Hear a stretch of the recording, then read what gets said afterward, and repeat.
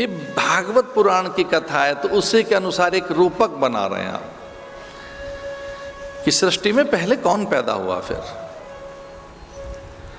तो वो मैथुनी सृष्टि में पहली उत्पत्ति किसकी हुई है? मैथुनी सृष्टि की जो आरंभिक फसल है वो क्या है? इस मैथुनी सृष्टि की आरंभिक उपज क्या है? तो मैथुनी सृष्टि की जो आरंभिक और प्रारंभिक और पूर्व के भी पूर्व में जो बिल्कुल आद्य उपज है वो स्त्री है। और वेदों ने इसका संकेत दिया है। वेदों में इसका संकेत, स्पष्ट संकेत है। परमात्मा का स्मरण करते हुए वेद कहते हैं त्वम स्त्री पुमनास्य त्वम कुमार उतवा कुमारी। तो कुमार और कुमारी भी है, तो नाना रूपों में है।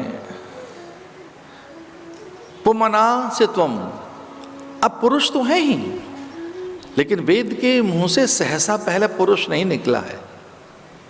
वैदिक ऋषियों के मुंह से जो मंत्र दृष्टा थे, उन मंत्र दृष्टाओं ने सहसा ब्रह्म को पहले स्त्री कहा। त्वम स्त्री पुमना से त्वम, आप पुरुष हैं, लेकिन है न कहकर भी बोला। आप पुरुष भी हैं, कुमार भी हैं, कुमारी भी हैं, नाना रूपों में है ईश्वर, नाना रूप आपके हैं, पर तुम स्त्री, आप स्त्री हैं। बीज है, वो जो धारण करने की क्षमता है बीज में। धरा की कोख में जैसे बीज डाला जाता है, अगर हम बीज को पुरुष भी मान लें, चूंकि वो पुंसत्व है, और श्रीमान जी अपने पुंसत्व को स्थापित करके गर्भ में पृथक हो जाते हैं, 9-10 मास कुछ पता नहीं, वो बीज चल रहा है वहां। भाई श्रीमान जी का तो नहीं काम है ना,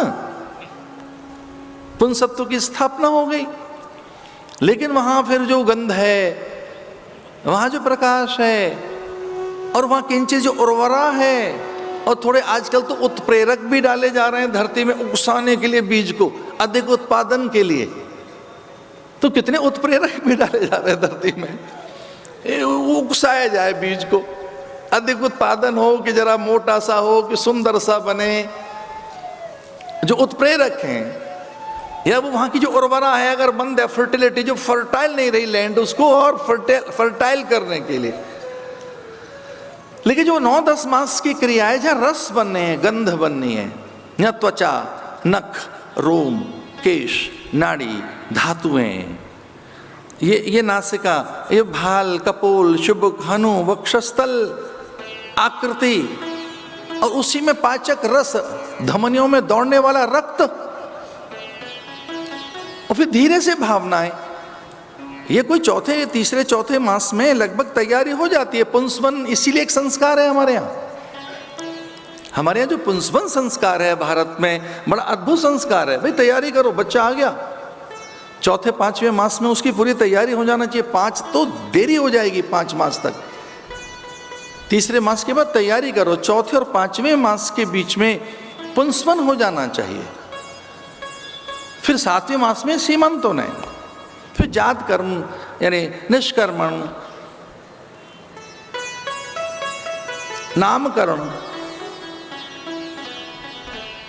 अन्नप्राशन, मुंडन, कर्ण छेदन, विद्यारंभ, अक्षरारंभ, उपनयन, और फिर एक प्रकार से समावर्तन या फिर विवाह, और अनेक संस्कार हैं। हमारे यहाँ तो मृतक का भी बड़ा अद्भुत संस्कार है भारत में, अंत्येष्टि, इष्टि यज्ञ को कहते हैं। तो एक यज्ञ वो जो स्त्री पुरुष ने किया, रजवीर के रूप में आहुति अग्नि के साथ जुड़कर, वो कामाग्नि या भावाग्नि या दिव्याग्नि, ईश्वराग्नि, उसको इतना भी हम निंदनीय नहीं मानते, ऐसा नहीं है। वो पुरुषार्थ है भाई। धर्म अर्थ काम मोक्ष में काम बड़ा पुरुषार्थ है, काम की निंदा कहाँ की गई है? काम पर जितना चिंतन भारत का किसी का होगा, आर्थिक चिंतन जितना अच्छा भारतीय किसी का होगा। अर्थ को हमने पुरुषार्थ माना, धर्म को हमने पुरुषार्थ माना, काम को भी हमने पुरुषार्थ माना है। अंत्येष्टि, इष्टि यज्ञ को कहते हैं। तो अंतिम जो संस्कार है वो यज्ञ है, वो भले ही भूमि में किया जाए, जल में किया जाए, अथवा वो अग्नि का श्रेष्ठ संस्कार माना गया। तुम स्त्री। वेदों ने संकेत करते हुए कहा तू स्त्री है। पुराणों ने भी उसकी एक प्रकार से सम्मति दी, ये कहकर तुमेव माता च पिता त्वमेव। तुम्हारे मुंह से निकला कि तू माता पहले है, तुमेव माता च पिता त्वमेव। फिर भक्तों ने भी गीत गाने शुरू कर दिया, राधे श्याम राधे श्याम राधे श्याम कहिए, सीताराम सीताराम सीताराम कहिए। तो पहले राधा आई, बाद में श्याम है, पहले सीता आई, बाद में राम है, पहले गौरी, फिर बाद में शंकर हैं। और इसी प्रकार से वेद ने चूंकि संकेत दिया तो इसे माता हमने कहा। ये फादरलैंड नहीं है, ये मदरलैंड है, ये मातृभूमि है। वेद का स्पष्ट संकेत है, माता भूमि ही पुत्रो हम पृथिव्या। हम इसके पुत्र हैं, हम इसकी संतान हैं, और इसमें अमृत का वास है। अमृतस्य पुत्रा, हम अमृत की संतान है। माता भूमि ही, तो भूमि माँ है। अब बालक जैसे ही पैदा हुआ तो वो पिता के स्वर नहीं बोल रहा है। और मैं बहुत विनय के साथ एक बात कह रहा हूं, कोई भी जीव, कोई भी प्राणी अपने पिता के स्वर नहीं बोलता। उसमें पिता के स्वर और उसकी भाषा अभिव्यक्त कभी नहीं हुई। वो अपनी मातृभाषा ही बोलता है। कोई भी जीव अपनी मातृभाषा बोलता है।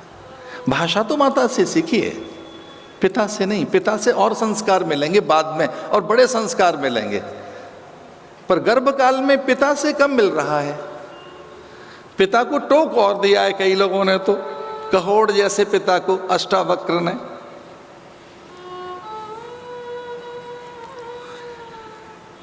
तो इतना अधिक